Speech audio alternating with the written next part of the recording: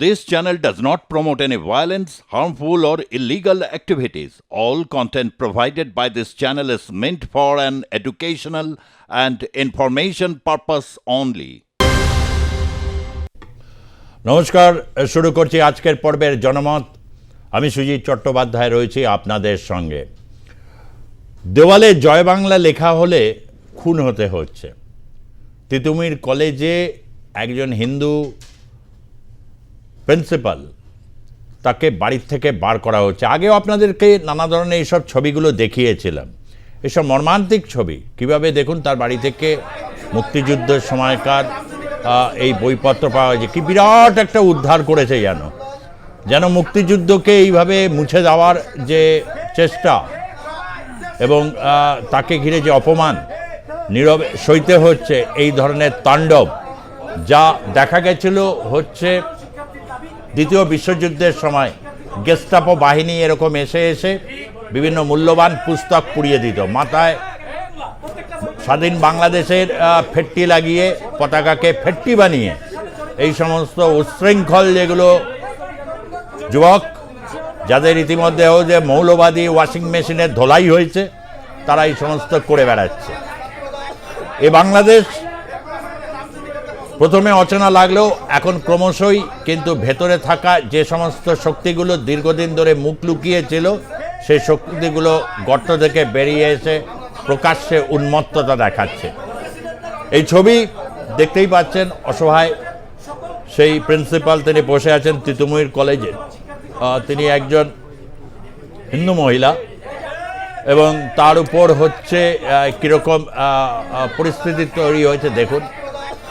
এই ছবি কি দেখাচ্ছে, গোটা বিশ্বের কাছে এই ছবিগুলো প্রতিদিন যাচ্ছে, আর ওখান থেকে কুই করছেন ডক্টর ইউনূস তার সাঙ্গপাঙ্গরা, যে বলছে ভারত আমাদের বিরুদ্ধে ষড়যন্ত্র করছে, ভারত আমাদের সাথে করছে, ওই করছে, এরকম কুই আওয়াজ ছাড়ছে। আর যদি যখনই বেকায়দায় পড়ছে, অমনি গিয়ে একদম শটান, একদম শুয়ে পড়ো, পা ধরে করো। আমরা তো আপনাদের লগেই আসি। এই যে দ্বিচারিতা, এই যে একটা অসভ্যতামি, বর্বরতা চলছে, তার কিন্তু নিরসন কবে হবে এটা মানুষ এখন জানতে চাইছেন। আমরা উত্তর খুঁজছি, প্রতি মুহূর্তে আপডেট দেখাচ্ছি। আজ শুরুতে একটা প্রতিবেদন আপনাদের কাছে দেখাবো। সেই প্রতিবেদনে দেখুন জয় বাংলা লেখার কারণে। আমি শুনছিলাম আমাদের সঙ্গে যিনি থাকেন আর.কে. শ্রীবাস্তব, যারা 16 তারিখে এসেছে, অনেকেই আছেন জয় বাংলা উচ্চারণ করতে ভয় পাচ্ছেন। মানে সেখানে আশেপাশে কেউ নেই, বাংলাদেশ মিলিটারি বা হচ্ছে কেউ নেই, তথাপি ভয় পাচ্ছেন। একজন জয় বাংলা লিখছেন এবং তাকে হত্যা করা হয়েছে। এভাবেও কি থামানো যাবে জয় বাংলা লেখা? দিনের দিন প্রতি মুহূর্তে সেটা আরও বেশি বিচ্ছুরিত হবে। নির্মোদ অহম্মক যারা বোঝে না, এইসব ভাবে বোধহয় এইভাবে মারলেই স্টপ করে দেওয়া যাবে, তারা ইতিহাসের গতি প্রকৃতিই বোঝে না। সেই জন্যই তাদের অহম্মক বললাম আর কি, নির্বোধ। এইসব নির্বোধ, তাদের যে সমস্ত কর্মকাণ্ড চলছে, গোটা পৃথিবী দেখছে, গোটা বিশ্বের বিবেকবান মানুষ ক্রমশ সংহত হচ্ছে। দেখুন প্রতিবেদন। বাংলাদেশ আছে বাংলাদেশেই। মোহাম্মদ ইউনূসের শাসনকালে বর্বরতার রোজই নতুন নজির। এবার জয় বাংলা স্লোগান দেওয়ালে লেখার অপরাধে চাঁপাই নবাবগঞ্জের 2 ছাত্রলীগ কর্মীকে কুপিয়ে খুন করা হলো। নিহতদের নাম মোহাম্মদ মাসুদ রানা এবং রায়হান। সূত্রের খবর, মঙ্গলবার রাত 10:30 নাগাদ আওয়ামী লীগের নিষিদ্ধ ঘোষিত ছাত্র সংগঠন ছাত্রলীগের ওই 2 কর্মীকে কুপিয়ে খুন করে কট্টরপন্থীরা। কট্টরপন্থীদের রোষের হাত থেকে রেহাই পাচ্ছেন না সংখ্যালঘুরাও। তাদের রোষের মুখে পড়েছেন তিতুমির কলেজের অধ্যক্ষ শিপ্রা রানী মণ্ডল। কলকাতা ইসকনের ভাইস প্রেসিডেন্ট রাধারমন দাসের করা একটি পোস্টে জানা গিয়েছে, তিতুমির কলেজের অধ্যক্ষার ঘর থেকে মুজিবুর রহমান এবং শেখ হাসিনার জীবনী পাওয়া গিয়েছে। এই লঘু অপরাধে অধ্যক্ষাকে ফ্যাসিবাদী এবং আওয়ামী লীগের দোসর আখ্যা দিয়ে ঘেরাও করে পড়ুয়ারা।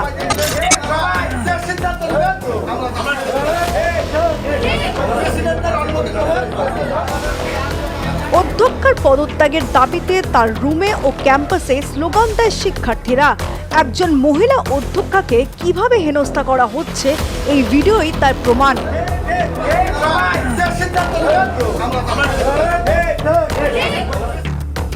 একদিকে যখন সংখ্যালঘুর নিপীড়ন অব্যাহত, অন্যদিকে গদিতে থাকার সব সুযোগই খুঁজে বেড়াচ্ছেন মোহাম্মদ ইউনূস। ঐকমত্যের কারণে আমাদেরকে যদি, আবার বলছি, যদি অল্প কিছু সংস্কার করে ভোটার তালিকা নির্ভুলভাবে তৈরি করার ভিত্তিতে নির্বাচন সম্পন্ন করতে হয়, তাহলে 2025 সালের শেষের দিকে নির্বাচন অনুষ্ঠান হয়তো সম্ভব হবে। আর যদি এর সঙ্গে নির্বাচন প্রক্রিয়া এবং নির্বাচন সংস্কার কমিশনের সুপারিশের পরিপ্রেক্ষিতে এবং জাতীয় ঐকমত্যের ভিত্তিতে প্রত্যাশিত মাত্রার সংস্কার যোগ করি, তাহলে অন্তত আরও 6 মাস অতিরিক্ত সময় লাগতে পারে। মোটা দাগে বলা যায় 2025 সালের শেষ দিক থেকে 2026 সালের প্রথমার্ধের মধ্যে নির্বাচনের সময় নির্ধারণ করা যায়। প্রথমে জানানো হয়েছিল 2025 সালের শেষের দিক থেকে 2026 সালের শুরুতেই নির্বাচন করানো হবে, অর্থাৎ লেজা আর মুড়ো দুয়েরই কুলকিনারা নেই। এবার প্রধান উপদেষ্টার প্রেস সচিব শফিকুল ইসলাম আরও স্পষ্ট করে জানালেন নির্বাচন হবে 2026 সালের জুন মাসের মধ্যেই, অর্থাৎ বিএনপি সহ বিরোধীরা দ্রুত নির্বাচনের পক্ষে সওয়াল করলেও 1.5 বছরের অদৃশ্য দেওয়াল তুলে দেওয়া হলো। সেই দেওয়াল টপকে ভোট করায় কার সাধ্যি? ব্যুরো রিপোর্ট, আর+ নিউজ।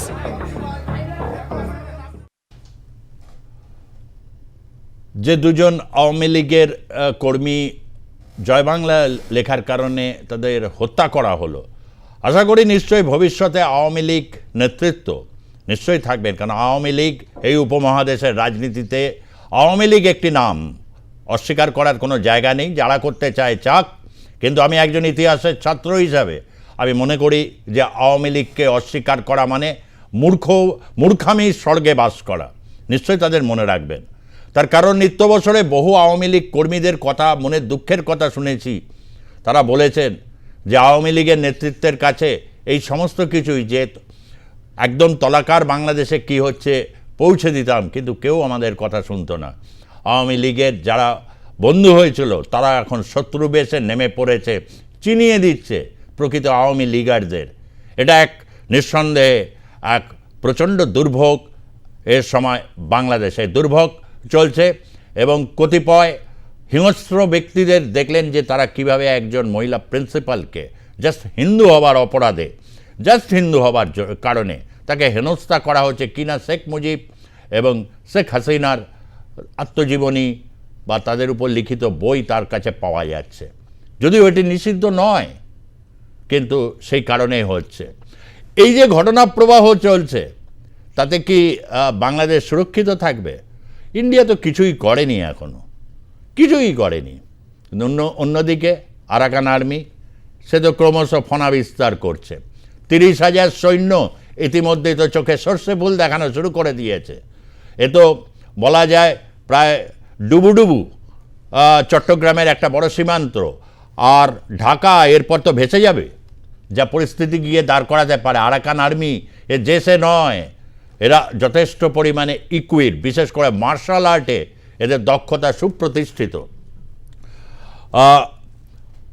আজকে এই বিষয়গুলোকে নিয়ে আমরা চর্চায় অবশ্যই থাকবো, কারণ বাংলাদেশের এই পরিপ্রেক্ষিত বা পরিস্থিতির মধ্যে আরাকান আর্মি তারা একটা বড় অংশ মংডু ইতিমধ্যে দখল করেছে। মংডু হচ্ছে একেবারে সীমানার শহর, আমাদের বনগাঁর মতো। সেখানে তারা দখল নিয়ে রেখেছে এবং এখন বলা যেতে পারে যে সেই অঞ্চলে তাদের সক্রিয়তা রয়েছে এবং তাদের তত্ত্বাবধানে নৌ চলাচল হচ্ছে। বাংলাদেশ সেনাবাহিনীর পক্ষ থেকেও ভিজিলেন্স বেড়েছে, কিন্তু কোথাও একটা জায়গায় যে আরাকান আর্মিকে তারা যে সমীহ করছে আর কেন করছে, আজকের এপিসোডে সেটা খোলাসা করে দেবো। রয়েছেন মিস্টার R.K. শ্রীবাস্তব, যিনি প্রতিরক্ষা ভাষ্যকার। মিস্টার শ্রীবাস্তব, আপনাকে স্বাগত জানাচ্ছি। রয়েছেন রাজনৈতিক বিশ্লেষক এবং হিন্দুত্ববাদী রাজনীতির অন্যতম একজন প্রবক্তা দেবাশিস চৌধুরী। অধ্যাপক দেবাশিস চৌধুরীকে স্বাগত জানাবো। এবং রয়েছেন আমাদের সঙ্গে উত্তরবঙ্গ থেকে ভার্চুয়ালি আরেক রাজনৈতিক বিশ্লেষক গৌতম দত্ত, তাকেও আমি স্বাগত জানাচ্ছি। গৌতম দত্ত, আপনি উত্তরবঙ্গ থেকে রয়েছেন। আমি প্রথমে একটু দেবাশিস চৌধুরীকে দিয়েই শুরু করি। দেবাশিস অনেকদিন পর আপনার সাথে এই বিষয় নিয়ে কথা হচ্ছে। এই যে পরিস্থিতি বাংলাদেশের, যে সেখানে মৌলবাদী যে তাণ্ডব চলছে, মৌলবাদী ইসলামিক মৌলবাদী তাণ্ডবের জেরে সেখানে খুবই খারাপ অবস্থা হচ্ছে সংখ্যালঘুদের। কিন্তু ইত্যবসরে আরাকান আর্মি, 30,000 আরাকান আর্মির যে রয়েছে রেবেল ফোর্স, তারা সশস্ত্র বিদ্রোহের মাধ্যমে তারা ওই মংডু সীমান্ত বা সমস্ত এই নিচে বলা হচ্ছে আরাকান আর্মি কিন্তু সামনের দিকে এগোতে পারে বা এগোবার তারা রয়েছে। এবং কোথাও একটা জায়গায় রোহিঙ্গাদের ব্যাপারে এবং বিশেষভাবে তারাও কিন্তু এটা বলেছে যে সংখ্যালঘুদের উপর নির্যাতন বাংলাদেশ সরকার চালায় এবং সেটার কিন্তু তারা বিহিত করবে বলছে। তাহলে এই জায়গা থেকে মানে ভারত বিদ্বেষ ছড়াতে গিয়ে নিয়ে এলো হচ্ছে আরাকান আর্মিকে। দেখুন, বাংলাদেশ একটা মানে ট্রিমেন্ডাস কন্ট্রাডিকশনের মধ্যে একটা দেশ। আমরা আগে আলোচনা করেছিলাম যে মূলত একটা দেশের মধ্যে 3টে দেশ আছে।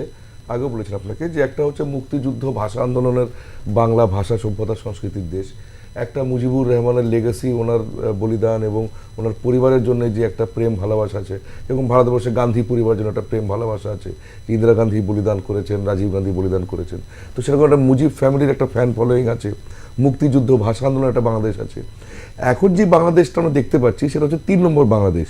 সেটা হচ্ছে রাজাকার খান সেনার সেই ইস্ট পাকিস্তানের সেই মৌলবাদী ইসলামিস্ট বাংলাদেশ, বর্বর বাংলাদেশ, বর্বর বাংলাদেশ। এবারে 3টে বাংলাদেশের মধ্যে সবসময় একটা কন্ট্রাডিকশন থেকেছে, সেজন্য বাংলাদেশ সবসময় অস্থির। আজকে এই অস্থিরতার মধ্যে থেকে যে 3 নম্বর বাংলাদেশ মানে যেটা জামাতি বাংলাদেশ, সেটা বাকি দুটো বাংলাদেশকে গ্রাস করতে চাইছে। কিন্তু এটা ইতিহাসে অসম্ভব, কেননা মানে সেই অর্থে মানে হোমোজিনিয়াস, আমাদের সাবকন্টিনেন্ট কখনো হোমোজিনিয়াস হতে পারবে না। পাকিস্তান হোমোজিনিয়াস হতে পারেনি, ভারত তো নয়, বহুত্ববাদ, এই সাবকন্টিনেন্টে বহুত্ববাদের, সেই জন্য বাংলাদেশও কখনো হোমোজিনিয়াস হতে পারবে না। কিন্তু যেটা একটু ভয় পাওয়ার বিষয় সেটা হচ্ছে মোহাম্মদ ইউনূসের যে উপদেষ্টা অ্যাডভাইজার মাহফুজ আলম পরিষ্কার করে বলছে যে বাংলাদেশ কিন্তু একটা ইসলামিস্ট স্টেটই হবে। আবার তারপরে কোয়ালিফাই করছে যে এটা পাকিস্তান হবে না, সৌদি আরব হবে না, ইরাক হবে না, তবু একটা ইসলামিক স্টেট হবে।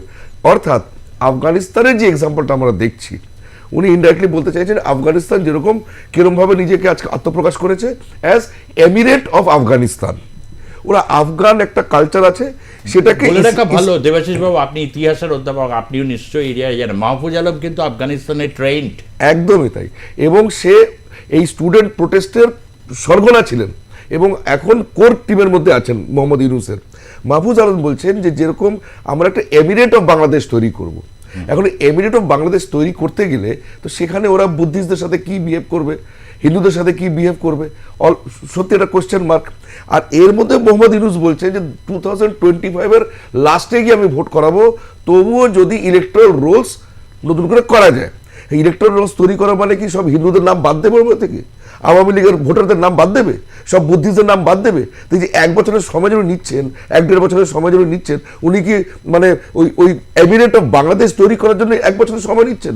আমার ব্যক্তিগত মত, নেটো ইউএনও এরা কিন্তু খুব সোচ্চার হয়েছিল এক সময় প্রায় 25 বছর আগে, ইন 1999, 2000, 2001 যখন ইউগোস্লাভিয়া ভেঙে যায়, there was a question of the Bosnians and the Herzegovinians and the Croats in a Serbian state.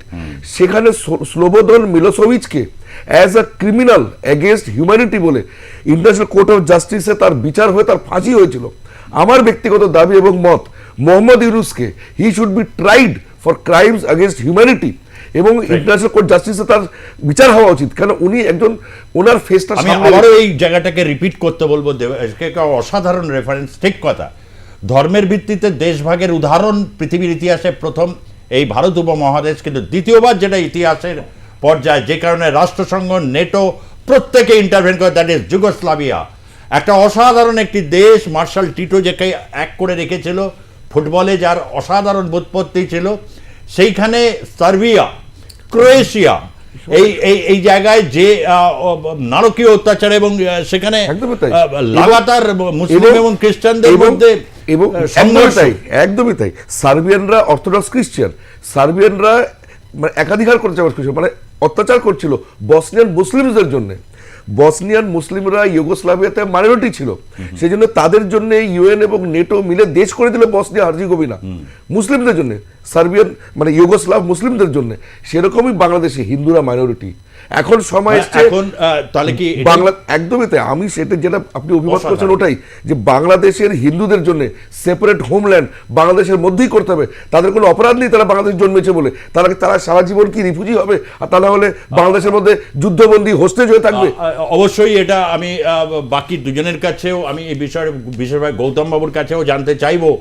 আমি আর কে শ্রীবাস্তবের কাছে আসার আগে আবারও বলি, অধ্যাপক দেবাশিস চৌধুরী, যিনি ভারতবর্ষে হিন্দুত্ব রাজনীতির যিনি অন্যতম একজন থিওরিটিশিয়ান, প্রবক্তা, এবং যার দীর্ঘকালীন রাজনৈতিক ক্রিয়াকলাপ রয়েছে, তার পরিষ্কার বক্তব্য, যদি বসনিয়া হতে পারে, সেখানে মুসলিম সংখ্যালঘু যুগোস্লাভিয়া তাদের জন্য আলাদা ইউনাইটেড নেশনস এবং নেটোর সক্রিয়তায়, তাহলে বাংলাদেশের হিন্দু বৌদ্ধদের জন্য বা খ্রিস্টানদের জন্য কেন আলাদা হোমল্যান্ড তাহলে তৈরি হবে না? এই প্রশ্ন আজকে বড় করে আসছে এবং আর প্লাসে আজকে এই প্রশ্নটা আমরা আপনারা আপনাদের মতামত জানান, ভাইরাল করতে থাকুন। এর সপক্ষে আপনারা আপনাদের বক্তব্য জোরালোভাবে হাজির করুন। আমি মিস্টার আর কে শ্রীবাস্তবের কাছে আসার আগে একটি মন্তব্য করে পাঠিয়েছেন, তার মন্তব্যটা আগে একটু নিয়ে নেব। কি বলতে চাইছেন শুনবো। তিনি লিখেছেন, শাপলা শিরিন অবশ্যই আওয়ামী লীগ একটি প্রতিষ্ঠান। শাপলা শিরিনের বক্তব্য, অবশ্যই আওয়ামী লীগ একটি প্রতিষ্ঠান, একটা পরিচয়, একটা স্বকীয়তা।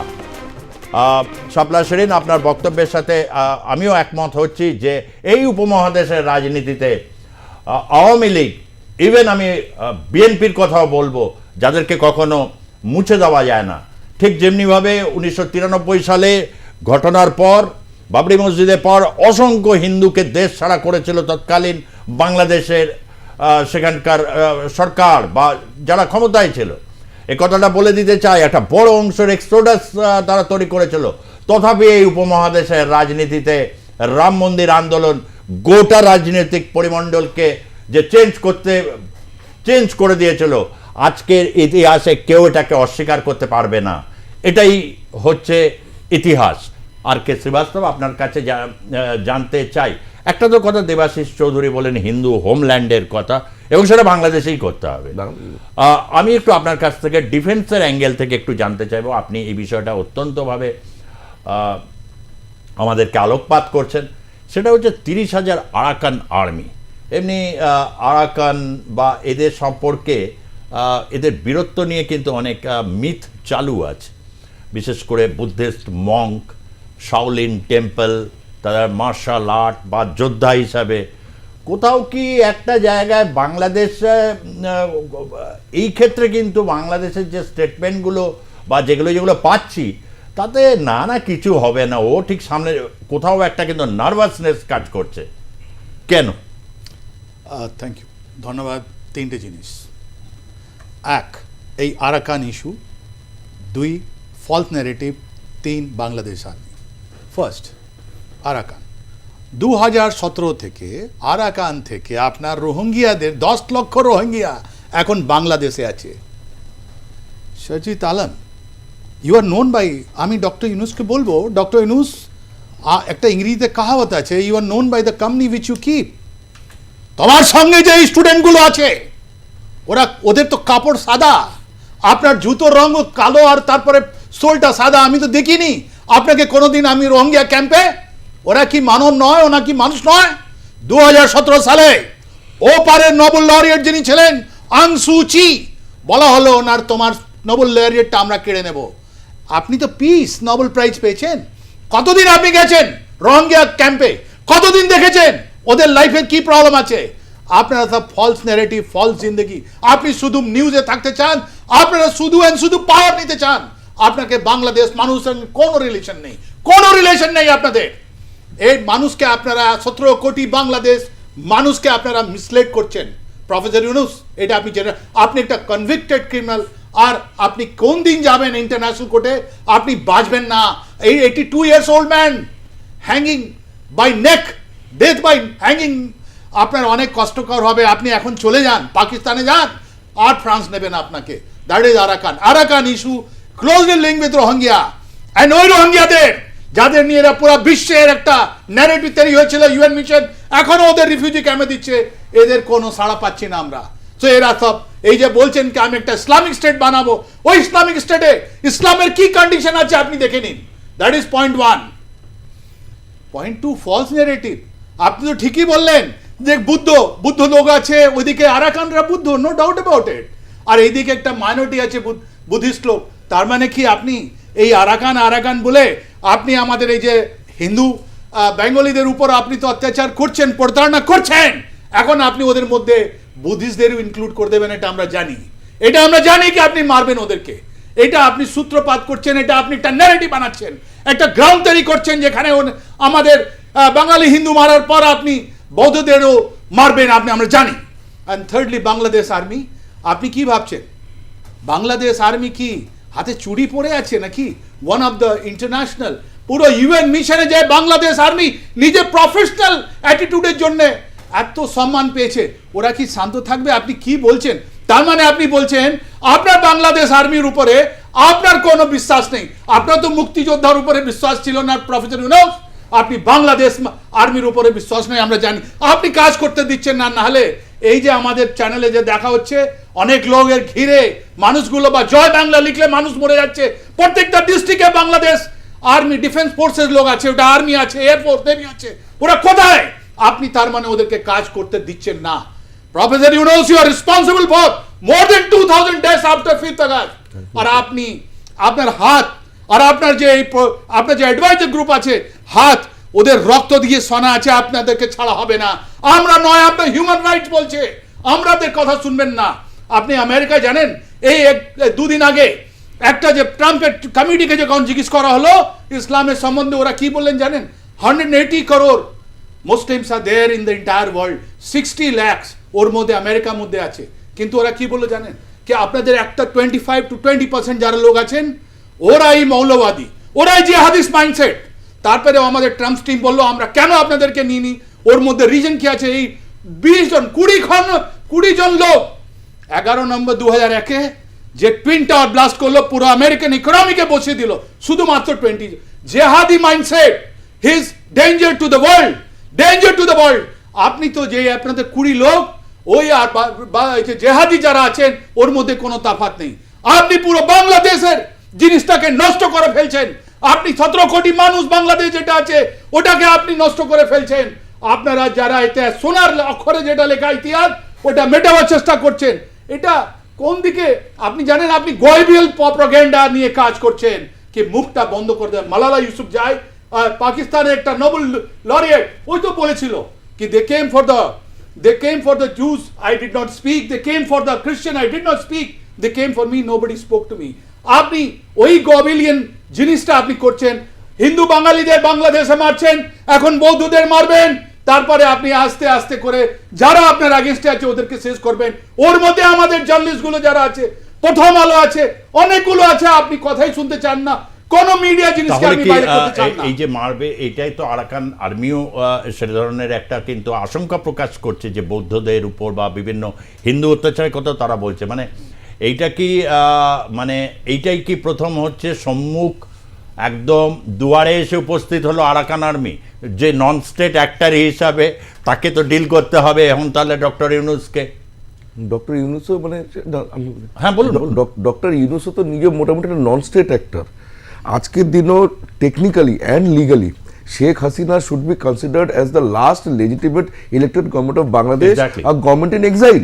যেরকম ভারত সরকার দালাই লামাকে টিবেটান গভর্নমেন্ট ইন এক্সাইল আমরা যে স্ট্যাটাসটা দিয়েছি, আমার ব্যক্তিগত মত, এটা দলমত নির্বিশেষে আমার personal opinion, government of India should immediately give Sheikh Hasina the status of Bangladesh government in exile and talk to Sheikh Hasina and make her the spokesperson of Bangladesh rather than giving legitimacy to ওনাকে বৈধতা দেওয়ার চেয়ে, ইউনূসকে বৈধতা দেওয়ার চেয়ে আমাদের আবার এই প্রশ্নটা খুবই গুরুত্বপূর্ণ। কেন এটা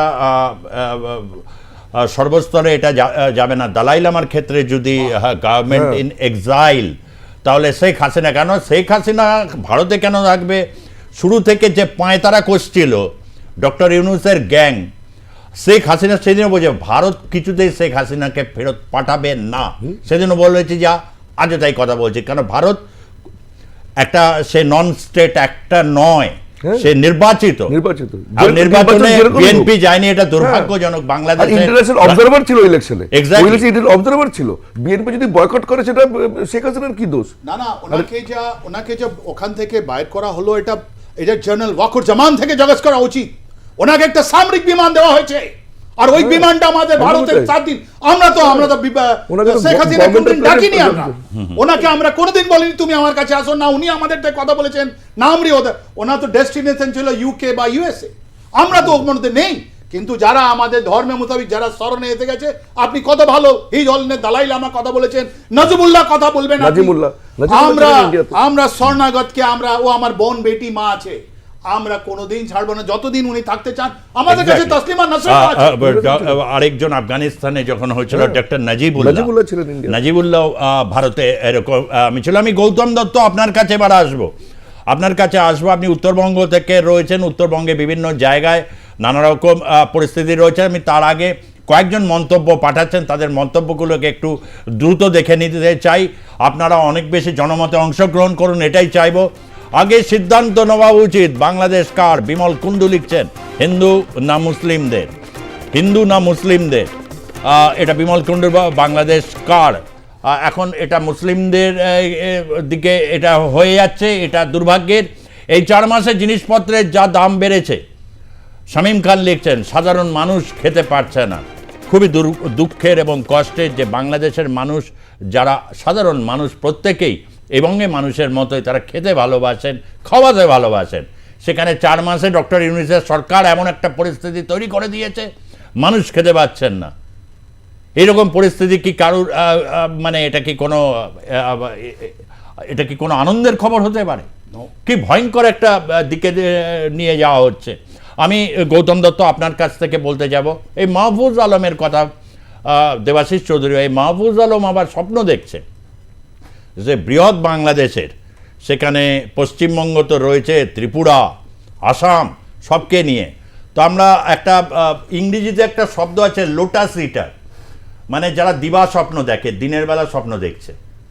হ্যাঁ, মানে দিনের বেলা বেশ একটা পান্তা ভাত খেয়ে লঙ্কা দিয়ে তার সাথে একটু পোস্ত দিয়ে খেয়ে বেশ একটা করে স্বপ্ন দেখছে। ইংরেজিতে তাদের বলা হয় লোটাস রিটার।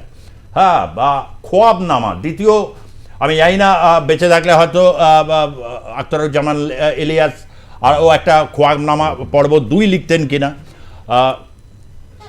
তো গৌতমবাবু, আপনি কি দেখছেন এই আরাকান আর্মির একদিকে একটা পজিশন নেওয়া একদম সীমান্তের সমস্ত জায়গাগুলো, এই ক্ষেত্রে আপনি কি মনে করছেন যে আগামী আর কিছুদিনের মধ্যে একটা বাংলাদেশে বড় রকম কিছু হতে চলেছে? বাংলাদেশে আগামী দিনে বড় অনেক ঘটনাই ঘটবে, এটাই স্বাভাবিক। কারণ যেহেতু ভোটের প্রক্রিয়াটা সম্পর্কে একটা আগাম বার্তা দিয়ে দিলেন যে আরো 6 মাস থেকে 1 বছর পর্যন্ত সময় লাগতে পারে, আপনারা নিশ্চিন্ত থাকতে পারেন যে সংখ্যালঘুদের উপর এই সুযোগে আরো বেশি অত্যাচারের প্রকোপটা বাড়বে। কারণ ভোটে জেতার কৌশলটা যদি হয় সংখ্যালঘু নির্যাতন, ভোটে জেতার কৌশলটা যদি হয় ভারত বিদ্বেষ, তাহলে সেখানে সংখ্যালঘুদের উপর অত্যাচারটা তো একটা স্বাভাবিক প্রক্রিয়ার মধ্যে থাকবেই। এটা আমাদের কাছে কিন্তু ঘুরিয়ে একটা আতঙ্কের বিষয় হয়ে রইল। দ্বিতীয়ত কথা হচ্ছে, আমি আপনাদের বলি, আমি আজকের আলোচনার মধ্যে দিয়ে আমি যে কথাটা বলতে চাইছি, আমাকে আমার নিজস্ব এলাকাতেও অনেকে জিজ্ঞেস করেন এবং আজকের বিভিন্ন টক শোতে এই প্রশ্নটি আসে বা অনেকে বলেন যে এত নিপীড়ন, এত অত্যাচারের পরেও কেন ভারত কেন নীরব হয়ে আছে, কেন আরো প্রত্যক্ষভাবে ভূমিকা নিচ্ছে না? ইতিহাস কিন্তু আমাদের অন্য কথা বলে। কারণ ইতিহাস আমাদের জানিয়েছে বিরোধিতা করা, শত্রুতা করবারও 2টো পদ্ধতি আছে। এক প্রত্যক্ষ যুদ্ধ, আরেক পরোক্ষ যুদ্ধ। পরোক্ষটা কি? আমরা ইতিহাসের পাতা থেকে কোড আনকোড যে শব্দটা পেয়েছি, কন্টিনেন্টাল সিস্টেম, অর্থাৎ মহাদেশীয় অবরোধ, সেটা ছিল একটা অর্থনৈতিক অবরোধ। ভারত প্রথমটাকে বেছে নেবে না, প্রত্যক্ষ যুদ্ধটাকে চট করে বেছে নেবে না, বেছে নেবে মহাদেশীয় অবরোধের ক্ষেত্রে। আপনাদের মনে রাখতে হবে বাংলাদেশের ভৌগোলিক অবস্থানটা আমাদের প্রথম ভাবতে হবে। ভারত কেন তার সঙ্গে যুদ্ধ করতে যাবে? এই মহাদেশীয় অবরোধ অর্থাৎ কন্টিনেন্টাল সিস্টেম, অর্থনৈতিক অবরোধ করলেই বাংলাদেশ শেষ হয়ে যাবে। যে কথাটা কিছুক্ষণ আগে বললেন যে রোহিঙ্গারা বাংলাদেশে 10 লক্ষ আছেন, তার পরের কথাটা আলোচনা হয়নি। তার পরের কথাটা হচ্ছে এই মুহূর্তে বাংলাদেশে প্রায় 33% রেশনিং ব্যবস্থাতে অভাবের মধ্য দিয়ে চলছে, অর্থাৎ রেশনিং ব্যবস্থাটা 33% অভাব, অর্থাৎ কম ঘাটতি থাকছে। এটা পূরণ করাই বাংলাদেশের কাছে আজকে প্রথম এবং মুখ্য চ্যালেঞ্জ হয়ে দাঁড়িয়েছে। ফলে অর্থনৈতিক বিপর্যয় তাদের ঘাড়ের সামনে, চোখের সামনে, মাথার সামনে, পিছন দিকে সর্বত্র চেয়ে আছে। তাই তাদের বিরুদ্ধে যুদ্ধ করে ভারত যুদ্ধবাজ একটি দেশ হিসেবে চিহ্নিত হবার প্রয়োজনীয়তা ভারতের নেই। দ্বিতীয়ত কথা হচ্ছে আমাদের মনে রাখতে হবে অর্থনৈতিক অবরোধ এই কারণেই আমি বলছি, কাপড় থেকে আরম্ভ করে পেট্রোলিয়াম জাত দ্রব্য থেকে শুরু করে প্রাণী সম্পদ থেকে শুরু করে জৈব এবং অজৈব রাসায়নিক পদার্থ থেকে শুরু করে বিদ্যুৎ এবং জ্বালানি পর্যন্ত অনেক কিছুতেই ভারতের উপর বাংলাদেশকে নির্ভর করতে হয়। ভারতবর্ষ, আমি গত দিনও বলেছিলাম যে বাংলাদেশের মানুষের, সাধারণ প্রান্তিক মানুষের, রিক্সাওয়ালা, ঠেলাওয়ালাদের প্রাথমিক সমস্যা কিন্তু দ্রব্য মূল্য বৃদ্ধি, অর্থনৈতিক সমস্যা। ভারত সরকার সেটা অন্তত বুঝে গেছে, সেটা বুঝে গিয়ে সুকৌশলে। গৌতম বাবু এক সেকেন্ড, দেবাশিস বাবু কিছু বলতে চাইছেন? গৌতম দা, ভারত এই যে অর্থনৈতিক ব্যাপারটা আপনি বললেন, এটা একদম সঠিক, এটা করতে হবে, এটা হবেও, এটা কালে ভদ্রে হয়েও যাবে, কিন্তু সেটাও আস্তে আস্তে ঘুরপথে যুদ্ধের দিকেই যাবে। কেননা আজকে নতুন এই যে WTO IMF এর যে সিস্টেম, WTOর যে সিস্টেম, ওয়ার্ল্ড ট্রেড অর্গানাইজেশন, এখানে আমরা কাউকে কোনো ইকোনমিক ব্লকেট করা যায় না যদি না স্যাংশনস, একটা আমেরিকা স্যাংশনস করলো বা কোনো স্যাংশনসের একটা যদি রাস্তা হয়, এবং স্যাংশনস করার জন্য আগে কারণ দেখাতে হবে। যেরকম যদি রাশিয়ার এগেইনস্টে যখন স্যাংশন করা হলো তখন বললো যে রাশিয়া অপরাধ করেছে ইউক্রেনে আক্রমণ করে। তো যদি ওরকম ইকোনমিক ব্লকেট করতে হয় তো স্যাংশনের মারফত করতে হবে। স্যাংশন করার জন্য আগে প্রমাণ করতে হবে যে ইউনুস অপরাধী, কোন একটা অপরাধ করছে। এমনি ইকোনমিক ব্লকেট করতে গেলে কিন্তু আমরা WTO এর মধ্যে পড়ে যাবো, মানে ওয়ার্ল্ড ট্রেডে ওরকম ভাবে কাউকে আটকানো যায় না। তখন চায়না, আমেরিকা বা পাকিস্তান ওখানে মাল পৌঁছবে, আর আমরা আটকাতে পারবো না। ওরা চাল ডাল তেল নুন যেরকমভাবে পৌঁছক, ওরা পৌঁছে দেবে চিটাগঙ্গে, আমরা আটকাতে পারবো না। তো সেই জন্য যদি স্যাংশন করতে হয় তার জন্য একটা কূটনৈতিক ডিপ্লোম্যাটিক একটা স্টেপ নিতে হবে যাতে স্যাংশন করা যায়, ওই ইকোনমিক ব্লকেটটা করা যায়। হ্যাঁ, আমি যে কথাটা বলতে চাইছিলাম সেটা করবার জন্য সুযোগ ভারতের সামনে অনেক। কারণ আমি গতকালকেও বলেছি যে জেল ভেঙে পালিয়েছে 78 জন জঙ্গি, এবং পলাতক জঙ্গি, জামিন নিয়েও পলাতক জঙ্গি হয়ে আছেন প্রায় 300-র উপরে। ফলত ওটা বাংলাদেশের মাটিটা, শোনা যাচ্ছে? হ্যাঁ, বলুন। গোটা বাংলাদেশ মাটিটা এখন জঙ্গিদের একটা মুক্তাঞ্চলে পরিণত হচ্ছে। আমি দেবাশিস বাবু, তো সেটা কিন্তু হবে। এখানেই একটা প্রশ্ন, যে একটা কিন্তু পয়েন্ট গৌতম বাবু বললেন, ঠিকই বলেছেন, গোটা উপমহাদেশ জুড়ে একটা, গৌতম বাবু ঠিকই বলেছেন, মানে অনেক সুযোগ চলে আসছে, একটা সহমতে পৌঁছানো, এবং শুধু সাবকন্টিনেন্ট এবং বার্মা এবং এইসব দেশগুলো ইনভলভ হয়ে যাওয়া, মানে কোথাও একটা চায়নার সাথে একদমই, এবং কোথাও একটা জায়গায় একদমই তাই। দেখুন, এবং অজিত ডোভাল যে মানে যে চীনে গেছেন, এখানে বাংলাদেশ ইস্যু একেবারে নেই তা তো নয়। একদমই তাই, উনি যে চীনে গেছেন এর জন্যই গেছেন, কেননা যদি আমাদের ইকোনমিক ব্লকেটও করতে হয় তার জন্য একটা জনমত তৈরি করতে হবে। কেননা WTO রেজিমে বা ফ্রি ট্রেড রেজিমে এটা করা যায় না। যদি আমরা এরকম বর্ডার বন্ধ করে দিই, সরবরাহ বন্ধ করে দিই, তো পাকিস্তান জাহাজে করে পাঠাবে, ও যতই ক্ষতি হোক ও পাঠাবে, পাকিস্তান পাঠাবে ওখানে চাল ডাল তেল নুন, আমরা আটকাতে পারবো না, কেন free trade, we cannot stop. আর তখন কি হবে, উল্টো করে ও বলবে হিউম্যানিটেরিয়ান ক্রাইসিস আমার দেশে, ইন্ডিয়া বর্ডার বন্ধ করে দিয়ে আমাদের ভাতে মারছে, তখন আবার একই হবে, আমাদের উপর অ্যালিগেশনটা আসবে। তো সেই জন্য ডিপ্লোম্যাটিক আগে তৈরি করতে হবে। আর মোহাম্মদ ইউনূস যথেষ্ট পয়েন্টস দিয়ে দিয়েছে আমাদের, যেটা গৌতম ঠিকই বললেন, জেল ভেঙে পালিয়ে গেছে, ক্রিমিনালরা অবাধে ঘুরছে, breakdown of law and order, ইসে প্রভু আমাদের, উনি লয়ার পাচ্ছেন না। লয়াররা কোর্টে দাঁড়িয়ে বলছে ওনার পক্ষে লয়ার দাঁড় করালে আমরা তাকে কুপিয়ে মারবো। একজন প্রফেসরের 85 বছর হেনস্থা বয়সী লয়ারকে যেভাবে মারা হলো, একদমই হলো, মারা হলো, breakdown of law and order, পুরো ক্রিমিনালরা অবাধ ঘুরছে, পুরো মানে জেনোসাইড হচ্ছে। তো we have enough points for gathering world opinion, এবং ওয়ার্ল্ড ওপিনিয়ন যে ইন্দিরা গান্ধী করেছিলেন, সত্যি ইতিহাস থেকে শেখা, ইন্দিরা গান্ধী একই কাজ করেছিলেন। উনি আগে ওয়ার্ল্ড ওপিনিয়ন গ্যাদার করলেন, করে যুদ্ধে নেমে গেলেন। আমরা যুদ্ধে নামলাম না, আমরা ইকোনমিক স্যাংশনই করবো, ওদের ভাতেই মারবো, কিন্তু তার জন্য আমাদের আগে একটা ওয়ার্ল্ড ওপিনিয়ন তৈরি করতে হবে, একটা জায়গায় আনতে। আমেরিকার মতন আমরা একতরফা স্যাংশন লাগাতে পারি না, কিন্তু আমেরিকাও স্যাংশন লাগানোর আগে অজুহাত দেয়, কোনো একটা রিজন বলে যে পুটিন ইউক্রেন আক্রমণ করেছে বলে স্যাংশন করলাম। তো সেরকম আমাদের একটা ওয়ার্ল্ড ওপিনিয়ন তৈরি করে করতে হবে। এবং আরেকটা ট্রাম্প কার্ড যেটা বলছি, সেটা শেখ হাসিনা আমাদের কাছে আছে। শেখ হাসিনা এখনো পদত্যাগ করেনি, এবং ওখানে একটা বিরাট বড় শেখ হাসিনার একটা কনস্টিটুয়েন্সি আছে বাংলাদেশে। যদি শেখ হাসিনাকে আমরা ইউএনওতে নিয়ে যেতে পারি, শেখ হাসিনাই বলুক না ইউএনওতে গিয়ে যে আমার দেশ লুট হয়ে গেছে, somebody has looted my country and I am the last elected prime minister. তো আমি চাই যে ইউএন পিস কিপিং ফোর্স যাক, ইউএন পিস কিপিং ফোর্সের দাবি শেখ হাসিনাই করুক, আমরা ব্যাক করি সেটাকে। মিস্টার শ্রীবাস্তব, দেখুন, এই 16 তারিখ ছিল, ওটা অনেক গুরুত্বপূর্ণ দিনও ছিল। ওদিন আপনার প্রফেসর ইউনূস একটা স্টেটমেন্ট দিলেন।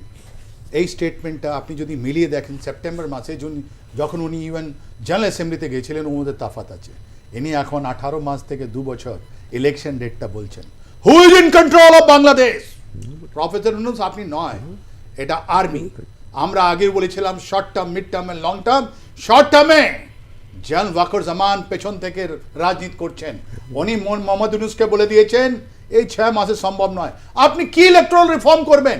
কোন আরে আপনি ইলেকশন করান।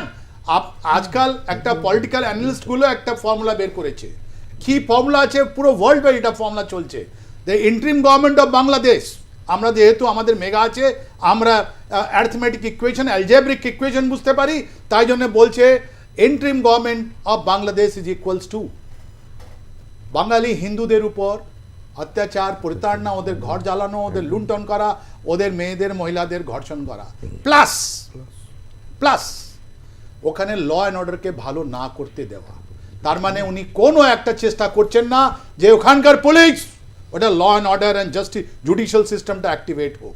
তৃতীয়, অ্যান্টি ইন্ডিয়া সেন্টিমেন্ট তৈরি করা, সো দ্যাট একটা পকেট যেটা আছে, জেহাদি পকেট মাইন্ডসেট, ওটা রিমেইনস উইথ দেম।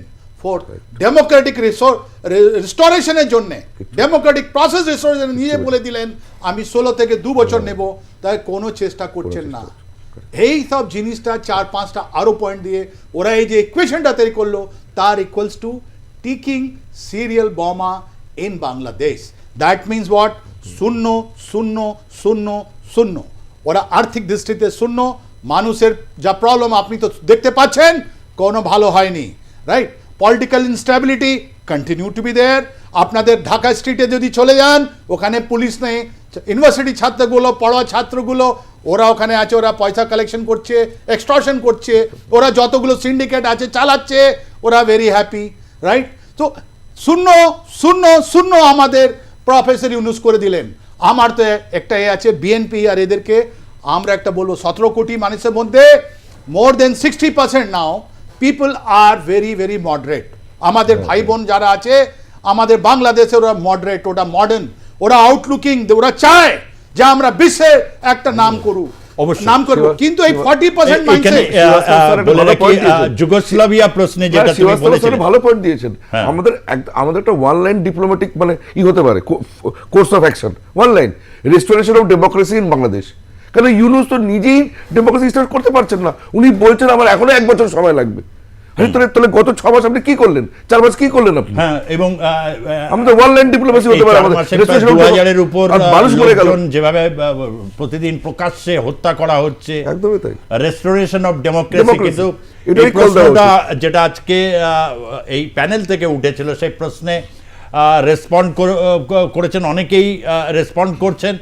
তার থেকে একজনের কথা নিঃসন্দেহে বলবো, যুগোস্লাভিয়া ভেঙে যখন মুসলমানদের জন্য হোমল্যান্ড যদি হয়, তাহলে বাংলাদেশে কেন হিন্দুদের হোমল্যান্ড নয়? দেবাশিস বাবু, আপনি প্রশ্ন করেছিলেন। জ্ঞানেন্দ্রনাথ রায় বাংলাদেশ থেকে, তিনি এটা সমর্থন করে তা দিয়েছেন। স্বাভাবিক, এটা একটা খুবই নিঃসন্দেহে যে যুগোস্লাভিয়া ভেঙে সংখ্যালঘু মুসলমানদের জন্য বসনিয়া হতে পারে, তাহলে বাংলাদেশের হিন্দু বৌদ্ধ খ্রিস্টান এই যে তারা দীর্ঘদিন একত্রে, হিন্দু বৌদ্ধ খ্রিস্টান একত্রে, তারা এতটাই উৎপীড়িত এবং অবহেলিত, তাদের জান মাল সম্পদ, মহিলাদের ইজ্জত সম্ভ্রম যেভাবে হয়েছে, সেই দাবি আজকে উঠবে restoration of democracy in Bangladesh. এই প্রশ্নে ইউনাইটেড নেশনসে আগামী সময় ভারতকে জোরালো পদক্ষেপ রাখবে, এরকম আশা রাখতে পারি গৌতম বাবু?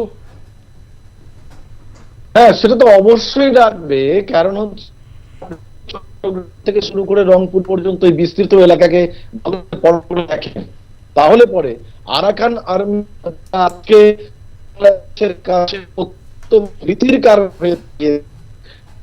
ওকে, আপনার একটু সাউন্ডে একটু সমস্যা হচ্ছে। হ্যাঁ, দেবাশিস বাবু। হ্যাঁ, ওটাই যেটা গৌতমবাবু বলছে, যেটা বোঝা গেল একদমই তাই।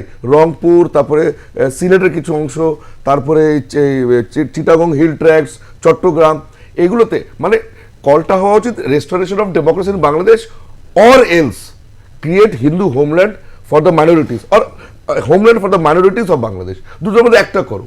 তোমরা এইভাবে চালাতে পারো না, মানে আমাদের পুরো সাবকন্টিনেন্টটাকে আনস্টেবল করা যায় না, আপনি এভাবে করতে পারেন না। ভারতবর্ষে একটা বহুত্ববাদ আছে, পাকিস্তানে ওরা হোমোজিনিয়াস করতে পারেনি।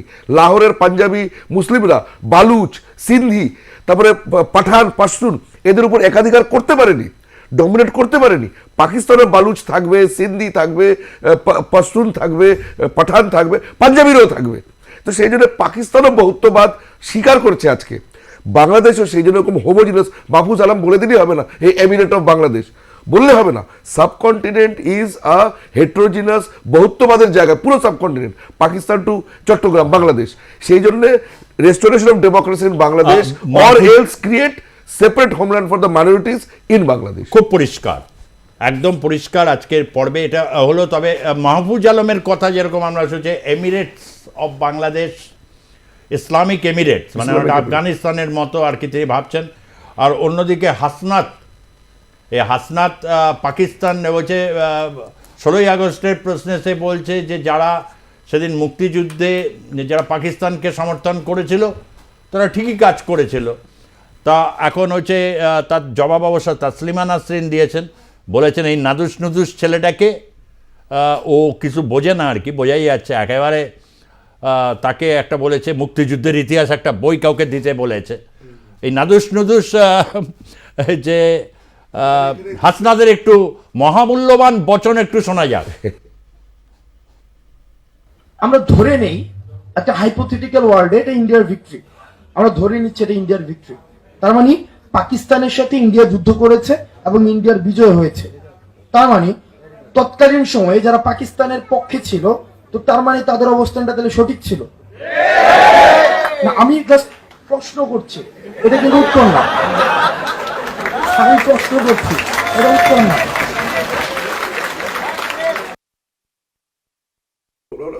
নিজেদের মূর্খামির উপরে হাসছে। মানে একটা কথা ছিল, যীশু খ্রিস্ট বলেছিলেন ঈশ্বর এদের ক্ষমা করে, এরা জানে না কি করছে, এখানে এরা জানে না এরা কি বলছে। শ্রীবাস্তব স্যার যেটা বলছিলেন, মানে মানে একদম মানে মোস্ট ইডিওটিক এটা একটা বিষয় যে ভারত আর পাকিস্তানের যুদ্ধ যদি এটাকে এটা দেখে যে এটা ইন্ডিয়া পাকিস্তান কনফ্লিক্ট ছিল, তাহলে ওরা নিজেরাই স্বীকার করছে যে Bangladesh has no status in this, is a personal non গ্রাটা।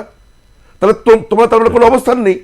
71-এর যুদ্ধ যদি তুমি বলো যে শুধু ইন্ডিয়া পাকিস্তান কনফ্লিক্ট, তাহলে শেখ মুজিবুর কি, তোমরা কারা, মুক্তিযুদ্ধ কি, ভাষা আন্দোলন কি, বাংলা ভাষা, তার জন্য যে ঢাকা বিশ্ববিদ্যালয়তে তোমার পূর্বপুরুষেরাই, your forefathers fought for the Bengali language in Dhaka university, তার বাংলা ভাষার জন্য ওরা যুদ্ধ করেছে, ওখানে লড়াই করেছে ঢাকা বিশ্ববিদ্যালয়তে।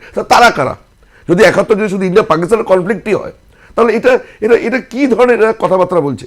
আর আরেকটা জিনিস যেটা খুব খুব মারাত্মক আপনার প্রতিবেদনের মধ্যে ছিল, আমি লক্ষ্য করলাম, ওরা মুজিবুরকে এই জন্য ওরা বয়কট করছে বা এই জন্য দমন করতে চাইছে, শেখ হাসিনা তর্কের খাতিরে মেনে নাও, শেখ হাসিনা টাইরেন্ট, মানে ডিক্টেটর, মেনে নিলাম তর্কের খাতিরে, শি ইজ আ ডিক্টেটর।